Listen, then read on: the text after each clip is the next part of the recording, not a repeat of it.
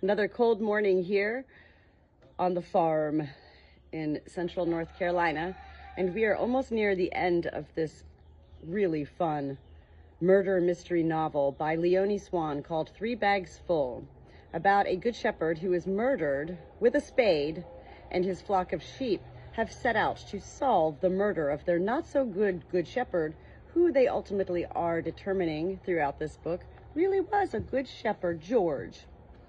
Today we are going to read chapter 22. These are long chapters, so let's go ahead and jump right in. Mopple is important. Tom O'Malley was inspecting his Guinness. These last few days hadn't been so bad. People had wanted to talk to him because he had a story to tell. What a difference it made when people wanted to talk to you. If anyone had asked him what he liked best about Guinness, the colors would have occurred to him first. Black that could often be a dark red or a brown too. Tom had once seen a horse that was brown like that, Guinness brown. And the luscious, sweet, white, creamy head on top was irresistible. Although he hadn't drunk quite so much of it these last few days. Suddenly, everyone wanted something from him, even though he could hardly remember anything. Just his foot meeting something soft and a nasty fright. Odd that now, just when people had stopped asking him so much about it, he was beginning to remember again. It had taken him a long time to understand that the spade really went right through George, right through him. No wonder he was back in the Mad Boar now, tipping Guinness down his throat. At least I never saw his eyes, he thought. If you don't see the eyes, you're still okay. For the third time in his life, Mopple was at very close quarters with the butcher staring into his eyes. The butcher stared menacingly back, without a glass pane between them now, without any mist, just through a little smoke. Mopple turned and trotted back towards the ramp.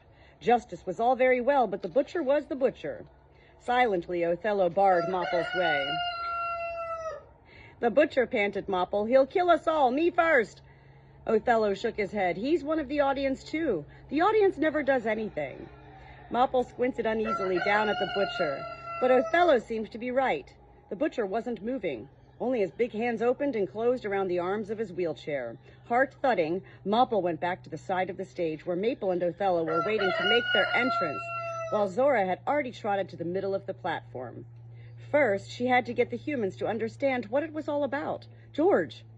Zora began by imitating George's position at the time. She lay down on her side and made her legs go rigid. A few of the audience applauded, but no one was really scared. Imperceptibly, Miss Maple shook her head. They still didn't get the idea. Zora stood up and tried again, this time with a much more spectacular death scene. As Zora's forelegs slowly gave way under her, while she bleated dramatically, Mopple curiously inspected the humans. So those were the audience, and indeed they weren't doing anything. But what was going on at their tables was far from uninteresting. He saw any amount of glasses of Guinness, small dishes of human fodder, and strange bowls full of ash. Automatically, Mopple sniffed the scent of the human fodder. Most of it smelled inedible, but over there in the middle of the first table, a sweet, promising scent thread wafted through the smoke. Can you hear my flock? What is going on? They love when I read out loud to them. This is the reason. One of the reasons I'm reading this book. Listen to my roosters delighting. Mopple the whale took a step towards the ramp. Those were the audience. If even the butcher wasn't doing anything, just think how harmless all the others must be. While all eyes were turned on Zora, who was just drawing her last breath, Mopple put his rag down at the side of the stage and stole down the ramp, stopping right in front of the table with the delicious smell. Up on stage, Zora leaped to her feet again. This time they must have understood. Now it was time for the murder itself. With long, straight, George-like steps, Zora stalked across the meadow, an expression on her face that said, "Get to work, you idle animals." Then she pricked up her ears. An idea. George left the steps of the shepherd's caravan to pay Beth a visit. Maple was standing on the other side of the platform, calm as a wolf, waiting. They greeted each other. Maple looked friendly. She nuzzled Zora with her nose.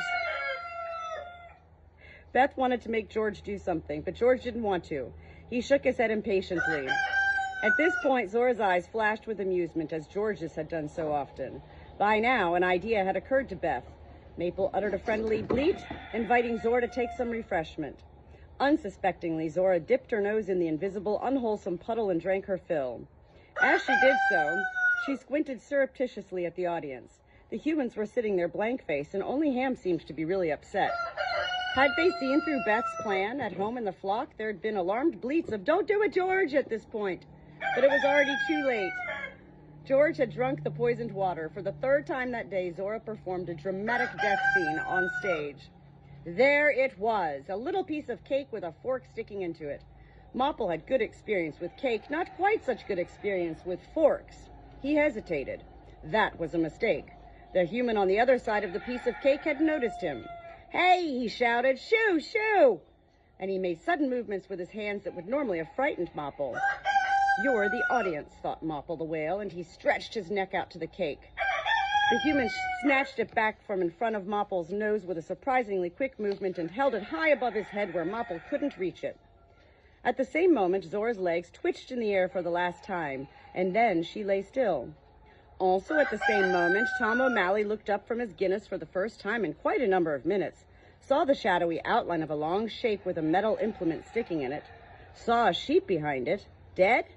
Wasn't that the black-faced sheep he'd seen sitting right above the abyss? And beside that one, a black four-horned ram, George's sheep, his foot struck something soft? "George!" howled Tom. Under the table, Cuchulain, Josh's old sheepdog, whom he had kicked in the side by mistake, howled too. George's name hung in the air for a long time while the other sounds gradually died down. Something changed in the atmosphere of the hall. It was as if the wind had blown cold air into the mad boar and extinguished a few of the lights. "You sit down, Tom," said Josh in the silence. It sounded stern. "You're pissed. Just you sit down again." But Tom had no intention of sitting down. He pointed to the stage. The sheep! They're trying to tell us something about the murder." "That's not funny," growled a second voice. "Sit down," Josh repeated. His pale face, his nose bright red. Tom looked round the hall. "You sit down again," said Josh's stern voice for the third time. "You've had one too many." He was right. Tom had certainly had one too many. He dropped back on the bench and patted Chuculan's head comfortingly, pissed again. The hall was going round and round, yet only a second ago everything had been perfectly clear. The sheep, it had to mean something. But probably it just meant he was pissed, yet again. Hopelessly. By now, death itself, in the shape of a black ram, had appeared on stage. Othello's entrance was not strictly necessary. No one who had seen Zora die could doubt that she was dead. But Mopple, Maple, and Zora had insisted that Othello must go to the mad boar too. Othello knew the world. He knew the zoo. They wouldn't have dared to go there without him. So now Othello and Beth were watching the body, both of them greedy for George's human soul. The time came when Beth didn't want to wait around anymore. Miss Maple pushed Zora back to the meadow on the other side of the platform. It was the only part of her scene that didn't look deceptively genuine. For Beth to be able to move the body at all, Zora herself had to help, using her powerful leg muscles. At this point, they had been interrupted during rehearsals by excited cries of, "He's alive! He's alive!" But George Glenn was dead when the sheep launched into their grand finale. Once she was in the meadow again, Zora lay there on her back, rigid, for want of a spade. Maple stamped on her chest with one front hoof. It was a breathtaking effect that had given Zora a few bruises in the rehearsals. Death in the shape of a black ram with demonically sparkling eyes was still prowling around the body. Down in the audience, Mopple the whale let his piece of cake go and scurried back to the stage. Suddenly, he was glad he hadn't eaten it. His stomach felt peculiar, shallow, and queasy. Mopple was important. Now came the third and most difficult part of their performance, the scene about Beth. Mopple dutifully picked the smelly rag up in his teeth again and positioned himself close to Miss Maple just in time. They'd thought hard about the best way to depict the murderer. Finally, Mopple the whale had come up with the idea of the scent. Of course there had been discussions, more particularly between Mopple and Maud, about the size of souls, about things, and about the ability of humans to pick up any scent at all. But Mopple had won the day. "Humans have noses," he said, "large noses, right in the middle of their faces. They must pick up some kind of scent with them. And Beth, well, anyone is bound to pick up her scent, anyone with a nose." So they had set to work. Maud discovered a very faint, sourish smell on the rag in the tool shed, which was not unlike Beth's scent. To make it stronger, they had buried the rag overnight in dirt. They had covered it with chewed sorrel next day. As senior lead ram, Sir Richfield had taken on the arduous task of chewing the sorrel. And then they had wrapped it around a recently deceased shrew found by Heather and left it there for some time. The result was breathtaking. Of course, it didn't smell exactly like Beth, but the similarity was close enough for the sheep to identify her without any doubt. It must be good enough even for human beings with their poor sense of smell. Mopple dramatically shook the rag, and clouds of sharp, pungent murder scent wafted through the room. That was the most difficult part. They had the scent, and they had the thing. It was a chain with a glittery pendant on it, just like Beth's. The most lifelike idea would have been for Miss Maple to hang the thing around her neck. They tried that, but every time they tried, the cross and the chain instantly disappeared into Maple's thick fleece and couldn't be seen at all. So now Miss Maple took the thing between her teeth. It had been hidden inside her mouth up to this point, and went to the front of the stage with it. She carried the little cross up and down in front of the audience. Mopple kept close behind her with his smelly rag. Down in the audience, something stirred. A murmured curse, a clatter, a glass clinked as it fell to the floor. The butcher came thundering up the ramp with the wheels of his chair flashing in the spotlights. Once up on the platform, he hesitated for a moment. His eyes wandered back and forth between Mopple and the thing in Maple's mouth. Then he shot towards Mopple, the whale. Mopple didn't waste a second. He turned and galloped down the ramp at the back of the stage, the rag still held tightly in his teeth. The butcher was hard on his heels. He could move with amazing speed in that wheelchair. The other sheep watched from the platform as the butcher chased Mopple through the hall, down one aisle and up the other aisle again.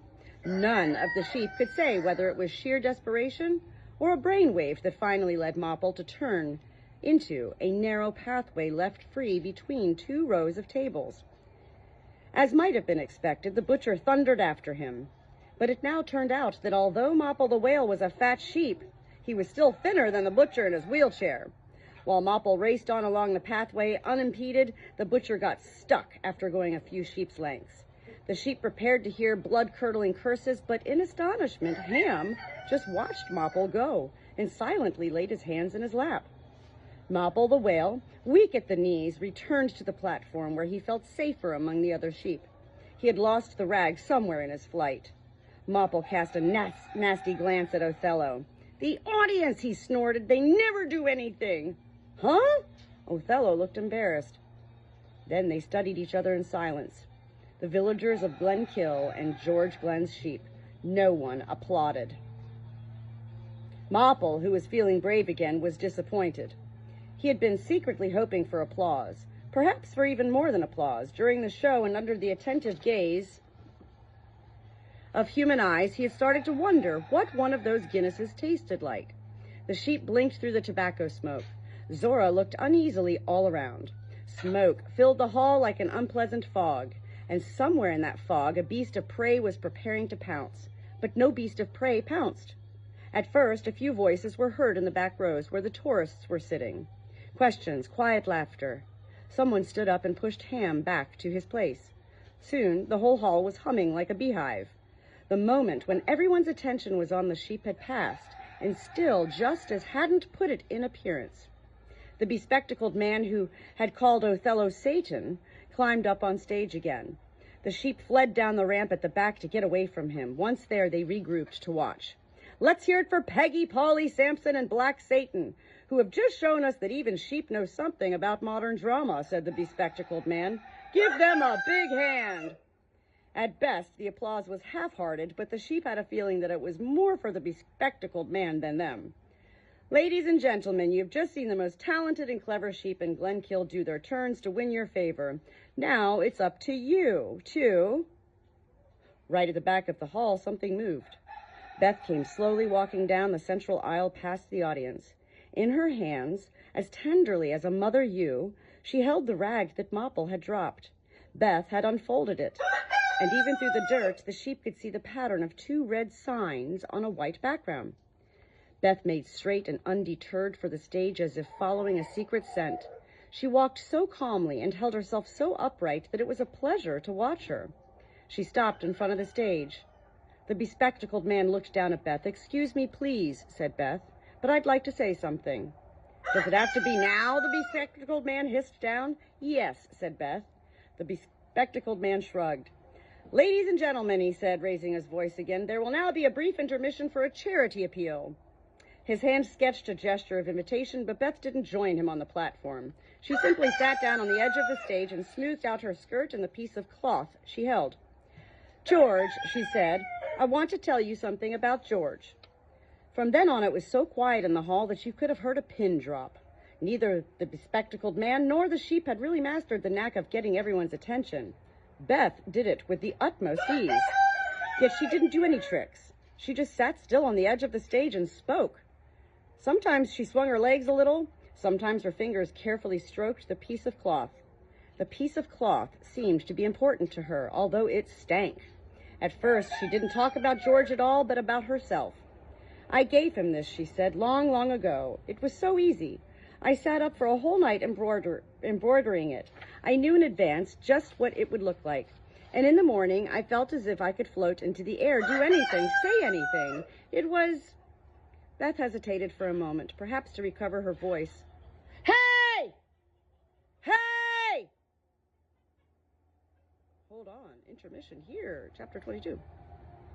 Beth hesitated for a moment, perhaps to recover her voice, which had grown quieter and quieter and was now in danger of fading away entirely. It was good. Some of the people began to murmur, and then the moment came, and I didn't say anything after all, just put the handkerchief in his hand without a word. He looked at me as if he didn't understand, and I couldn't say anything or do anything, ever again. When I saw it again just now, I realized that that was the big mistake in my life, not the other thing. The sheep could see a shudder run from the nape of Beth's neck down her spine and into her limbs. The Sunday before last, late in the evening, there was a knock at my door. I was still awake, so I opened it, and there was George. I started telling him something about the gospel, like every time we saw each other. I always talked about the gospel. Beth sadly shook her head, but this time it was different. "Beth," he said very gently, "stop that. This is important." I went weak at the knees because he said it so gently. So I stopped, and he came into the room. It was almost the way I'd imagined it back then. But of course, he had something quite different in mind. "I've come to say goodbye," he said. "Of course," I said, and I smiled bravely. At least it seemed to me it was brave, but now I know it was cowardly. "Of course, Europe calls." "No," he said, "not Europe." I understood at once. It was almost beautiful that I understood what he meant so quickly. Then he told me why he'd come to me. I don't remember exactly what we said after that, except that I begged him again and again not to do it. But he was stubborn. He was always so stubborn. Beth's thin fingers traced the lines on the dirty piece of cloth. "But you were looking forward to going to Europe so much," I said. "Yes," he said, "I was. I'd still like to go in a way, but I'm afraid, Beth, I can't do it. It's so late now." By this time, Beth was trembling so much that her fingers couldn't follow the lines on the cloth anymore. Now her two hands were clutching each other in search of help, clasping and stroking one another to calm themselves down. I couldn't give him the courage to go on, and then I even helped him do it the way he wanted, when I thought that otherwise they wouldn't bury him. Beth's voice had lost its way in a wood and stopped for a moment, trembling. "I'd have gone with him, but he didn't want that. In an hour's time in the meadow," he said. "I'll have it over with by then." And I went in the pouring rain. He was dead already. If I can't do that for him, I told myself, well, what's it all worth? Beth smiled with tears in her eyes, and the sheep were surprised. But then the smile seeped away like the rain in the sand. "Oh," she sighed, "it was hell." Oh, and the days afterwards, everything about it was wrong, such a sin. And yet... "Why?" asked a hoarse voice from the front row, almost a whisper, but clear and distinct in the tense silence. For the first time since she had begun talking, Beth looked up. "Why? Like that?" croaked Ham even more quietly. Beth looked at him irritated. "I don't know why, but it absolutely had to be the spade. That'll give them something to think about," he said. "I couldn't persuade him not to do it. It was terrible." Ham shook his head. "Not the spade, George." "Is that so hard to understand?" said Beth. Suddenly she looked angry in a vulnerable sort of way, like a young mother ewe defending her first lamb. "When I gave him the handkerchief, I felt the same. Sometimes your hope is so great that you can hardly bear it. So your fear is even greater. He'd waited for Europe too long, perhaps. Perhaps he simply didn't have the courage anymore to see if he could really do it. But..." However, Beth didn't let him go on. "And is that so surprising? Was I the only person around here to notice how lonely he was, always alone, just him and his sheep? Of course he always laughed at me, but I noticed him moving away from everything step by step, moving on and on towards something black. The sheep glanced uncertainly at Othello. Their lead ram was looking baffled. Beth sighed. It's been going on so long. 7 years ago, when I came back from Africa, it was really bad. I don't know what had happened at that time, and I don't want to know. But since then, he didn't get on with anyone here, or with God either. At first, I thought it might be something to do with me, with my absence, but that was vanity. I said so much to him, but he really wasn't listening. And the one thing I always wanted to say, I never did. It's quite easy now. It sounded as if Beth and George had been talking about George's death, but how could George have known he was going to die? And why didn't he run away if he knew about it? What Beth was saying made no sense. They understood the words. They were simple words. Words like life and hope and alone. But they could make hardly anything of what Beth meant by them. A point came when the sheep gave up. It was such a strain concentrating on the words when they couldn't understand their sense. After a while, Beth's voice was just a quiet, sad melody to them. Baffled, they trotted back into the dark to join the other sheep in their corner. So who did murder George? Mopple asked at last. No one answered. Then the sheep heard a snort. Fosco was standing behind them. His eyes were shining almost too brightly, and his breath smelled peculiar. George, said Fosco. None of them reacted to the strange echo. Then Zora asked very slowly and carefully, You mean George murdered George? Exactly, said Fosco. But George is dead, said Zora. George was murdered. Right, said Fosco. George murdered himself?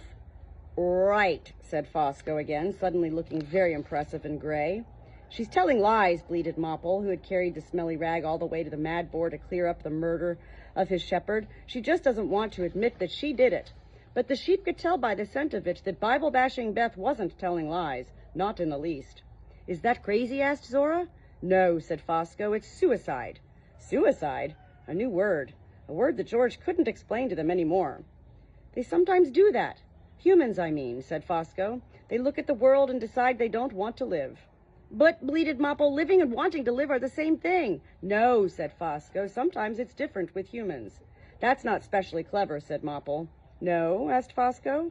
There was a glimmer in his eyes, like reeling glowworms. How would you know? I've been here several years running. If there's one thing I've learned, it's that it's not easy to say what's clever and what isn't. No one contradicted him. The sheep were silent again for a while, digesting what they had heard from Fosco. Out in the hall, Beth had stopped talking, and the humans were bleating with agitation. Zora raised her head. What about the wolf? She asked. The wolf is on the inside, said Fosco. Is it like an abyss? Asked Zora. An abyss inside you? Like an abyss, Fosco agreed. Zora thought about it. Falling into an abyss, she could understand that, but falling inside yourself? She shook her head. This isn't something sheep can understand, she said. No, said Fosco, no. It really isn't anything sheep can understand. Miss Maple had been silent for a long time with her head on one side thinking. Now she flapped her ears, baffled. Well, it got out, she said at last. Let's go home. The sheep said goodbye to Fosco, who could understand such dark things and was rightly crowned the smartest sheep in Glenkill year after year. They trotted to the way out at the back that Fosco had shown them. First Othello, then Zora, then Maple, and last of all Mopple the whale. Just as Mopple was about to slip out into the open air behind Maple, with a sense of relief, a meaty hand came down on the door and closed it gently in front of his nose. Mopple was imprisoned inside the evil-smelling pub. He froze. Beside him sat the butcher, pale-faced, his eyes narrowed to slits. The wheels of his chair smelled of rubber. Mopple looked in all directions. This time there was no escape. Mopple sat down on the cold stone floor with the sheer shock of it. He was in a trap. You, said the butcher in a dangerously quiet voice. You? Mopple the whale trembled like grass in the wind. All flesh was grass. Ham's hand waved clumsily in the air. Mopple flinched back. For a moment he feared the hand might come off the butcher's arm and leap at him. But Ham just nodded to him, almost respectfully. Now I understand, he said. Now I know I deserved all this. Should have noticed what a bad way he was in. He didn't have any other friend, nor me either. Wide-eyed, Mopple stared at the butcher. The butcher's great paw in front of his nose had now clenched into a fist. "But I didn't," said the butcher. "I just looked away, ignored him. George took that kind of thing to heart." The butcher's paw shook slightly, then was carefully withdrawn. Mopple felt dizzy. Suddenly, the door in front of his nose was open again. The butcher said no more, but he was watching Mopple with bright eyes. His hands lay limp and lifeless on his thighs. It was some time before Mopple realized what the butcher was waiting for. Then Mopple the whale was in the open air again, dazed. Out there, dark had fallen. Dense, velvety night air, incredibly sweet and clear, streamed into his nostrils. Inspector Holmes watched, stunned, as his case solved itself on the stage of the smartest sheep in Glenkill contest. Suicide. And the business with the spade had been that gray-haired woman's doing. He'd never in his life have thought of that. But, in retrospect, it didn't seem to him at all implausible. A lonely old man, eccentric, marriage failed, daughter gone, the usual kind of thing. You could never really understand it, though. A quiet, throat-clearing sound nearby brought him out of his thoughts. A man in dark clothes had appeared next to Holmes. Discreet was the word for him. One of the sorts you couldn't describe accurately 5 minutes later. "My border collie's name is Murph," said the man. "Oh, Lord," said Holmes. "I might have known it. What do you want now, then? Don't I keep quiet enough for you?" "Silent as a stone, Inspector, silent as a stone. We're really impressed by your masterly inactivity." "What do you think of all that?" asked Holmes, jerking his chin in the direction of the stage where the gray-haired woman had just stopped talking. The discreet man shrugged. "Nothing to do with us. Nothing much to do with you either, am I right? Look, how would you like a genuinely successful investigation for once?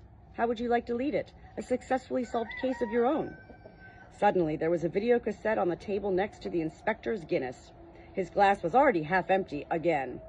"Take that away with you," said the man. "It'll tell you all about that man, McCarthy. Could do your career a bit of good." By the time Holmes had finally stowed the unwieldy cassette into his pocket, the man had long since disappeared. So what? He wouldn't have answered any questions anyway. Holmes stared at the table, where a beer mat promised that Guinness would bring you fame and fortune. There was a strange feeling in the pit of his stomach, and it wasn't just to do with the Glen case. It was to do with his own life. With the police station and his certainty that he didn't want to go back there again, he left his glass of Guinness half full. And there we have it, chapter 22 from 3 Bags Full by Leonie Swann. Just a couple more chapters. Look, we're almost there. Yay for us!